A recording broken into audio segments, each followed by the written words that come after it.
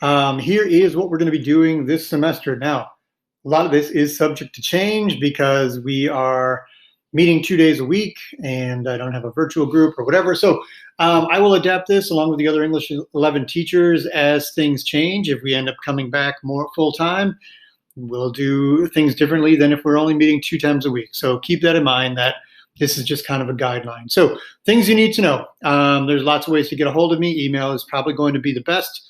I did use Snapchat in the spring. The district is debating whether we can use it or not.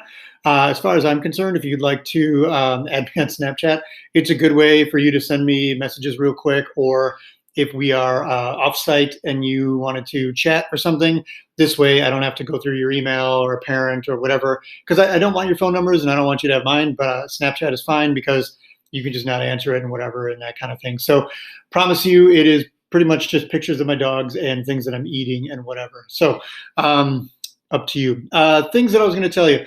The class is just kind of an overview of like things that I feel like you need before you go on to an elective class, or kind of one final stab at, helping you with becoming a strong writer, giving you an overview of American literature in the first semester, and then giving you kind of some focused time on the books that maybe you'd be interested in. If you join contemporary or young adult, you'll get books from those. I'm real excited about the books we have to offer for you. If you don't think of yourself as a reader, that's a challenge, but that's one that I'm up for because we have some pretty fantastic books for you to pick from in the second semester. So we'll be getting to those. But as I said, there's some things with American authors, American literature. We're going to be looking at, equity and equality and what those things are and what's the difference between them. How do we see them in movements in literature and our history and that kind of thing. So look forward to that. And if you don't know much about it, that's fine. You probably know more than you think. How are we going to build this up? We are going to try to give you choice in some of the things that you read, but that'll be more next semester.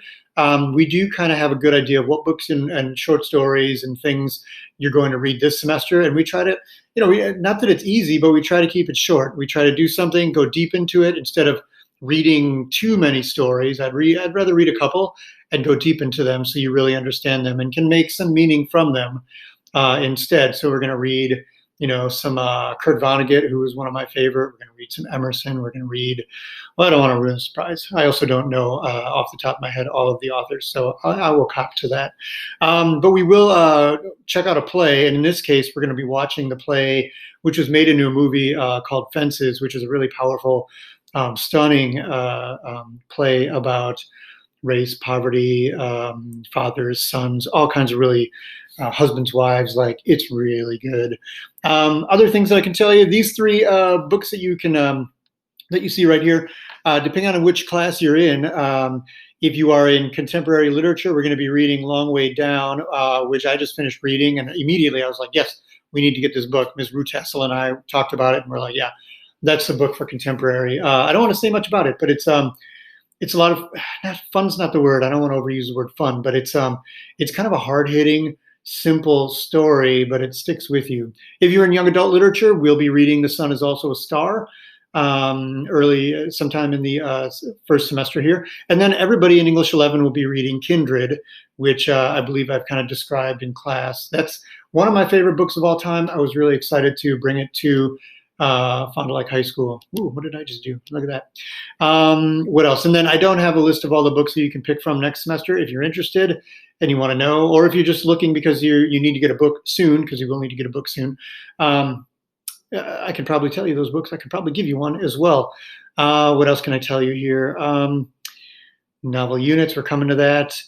Things we'll be doing, a reading workshop, and I'm going to make a separate video about that because we'll talk about that in class, so I won't tell you too much. But outside of class, you'll be reading a little bit on your own, about an hour a week. So you figure out if you want to binge an hour or if you want to do like, 10 minutes a day or 9 minutes a day, whatever it turns out to be. That's fine. And then you'll write a little bit about what you're reading. It doesn't have to be crazy detailed, but it also shouldn't be just like read this book, liked it. So we'll talk about that in the other one.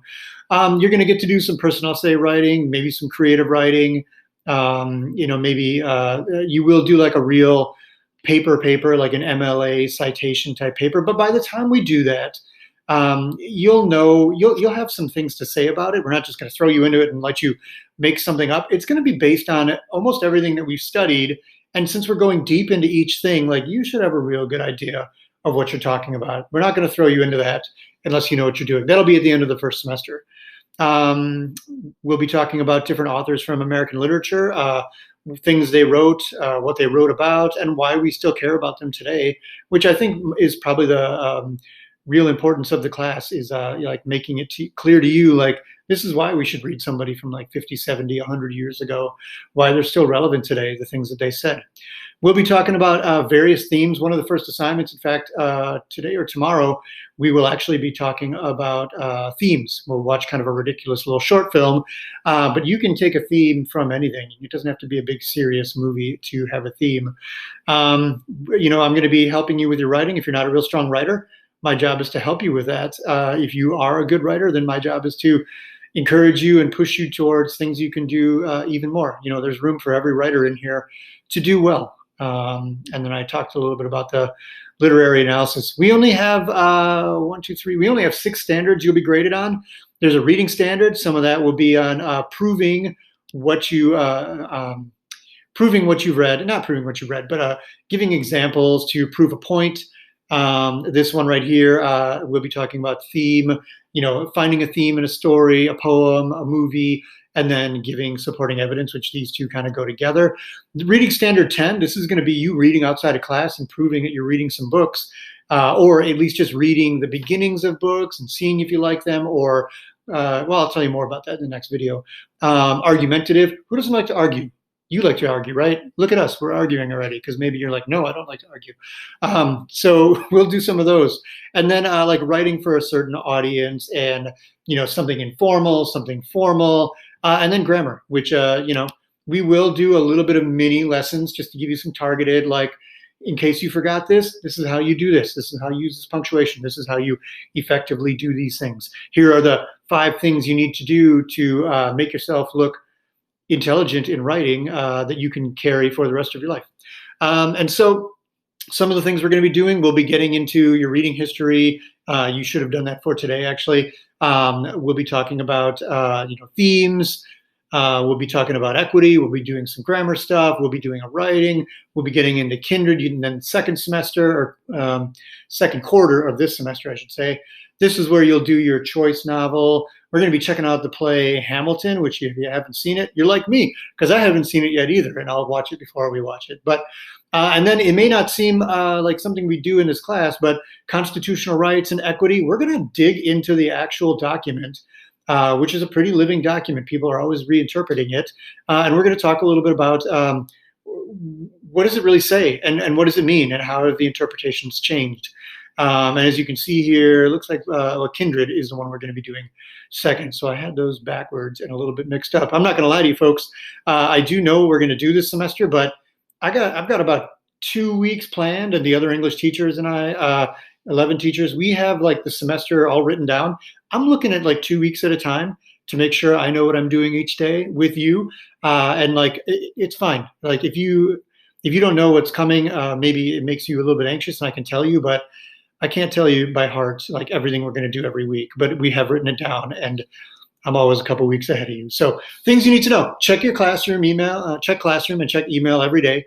You never know when you're going to get things. I'm not going to give you any surprises, but if you're an A person and something B comes out, or vice versa, you may see something. You maybe need to look at it and say, oh, that's not for me yet, or that'll be for me in 2 days. Or maybe you are an A person, and since the B is like 4 days ahead of you, maybe you're like, that's coming. I have time. I'll do it now, and I'll get done with it ahead of time. That can be okay sometimes. I usually will make videos because unless we're going to lift the mask thing, I have a hard time speaking as I would like. So I make the videos. You'll be reading outside of class. And what else here? You're going to be filling out that document. Things in class, got to have a mask on when you come to class. Can't have your nose sticking out of the mask, whatever. If you need a break, hopefully we can figure something out. But with 15, 20 of us in the room, like if one person takes a break, it's like all of us kind of have to breathe your air. So I know it's terrible. I know it stinks. I don't love it either, but it's what we got right now. So I prefer no passes, first 5, last 5. just because we're usually doing something, or I want to get started. I don't want to make people wait. No food or drink in class. It's part of the mask thing. Like, you can have it with you, but you won't be eating it or using it. What else? Make sure you've got your Chromebook. I don't know if you have to have your novel, but you could bring it. We won't be reading in class, but maybe when we're doing stuff with the novel, you want to have it in case we're talking about it. If we do have opportunities to work in groups, I'm going to ask you to be a good, productive group member. Don't just be in the group and put your name on it. And if you need help with stuff, Wednesdays, I'm usually around. I'm actually around 4th hour and 9th hour. If you need help with something, and I can certainly meet you virtually or in person. And you know what? Be present. When you're here, be here. Especially the importance of, you've only got 2 days to be in class, so I'm going to try to make it productive for you. I would ask that you do the same. And so far, I've only met you once, but I would say people have done that. So treat it as being kind of special, because we've seen what it's like when you can't come to school. And although some virtual classes work better than others, it is really nice to see you. And although it's not perfect, it's better than not seeing each other. So, and be considerate. And I will work on that as well every day. That, it's not easy for me. It's not easy for you. We don't know what people are going through.